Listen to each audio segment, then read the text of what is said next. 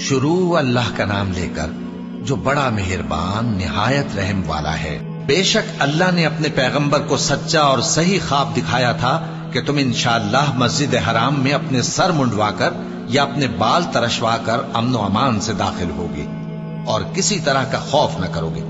جو بات تم نہیں جانتے تھے اللہ کو معلوم تھی، سو اس نے اس سے پہلے ہی جلد ایک فتح عطا فرمائی۔ وہی تو ہے جس نے اپنے پیغمبر کو ہدایت کی کتاب اور دین حق دے کر بھیجا تاکہ اس کو تمام دینوں پر غالب کرے، اور حق ثابت کرنے کے لیے اللہ ہی کافی ہے۔ محمد صلی اللہ علیہ وآلہ وسلم اللہ کے پیغمبر ہیں، اور جو لوگ ان کے ساتھ ہیں وہ کافروں کے مقابلے میں تو سخت ہیں اور آپس میں رحم دل۔ اے دیکھنے والے، تو ان کو دیکھتا ہے کہ اللہ کے آگے جھکے ہوئے سر بسجود ہیں اور اللہ کا فضل اور اس کی خوشنودی طلب کر رہے ہیں۔ کثرت سجود کے اثر سے ان کی پیشانیوں پر نشان پڑے ہوئے ہیں۔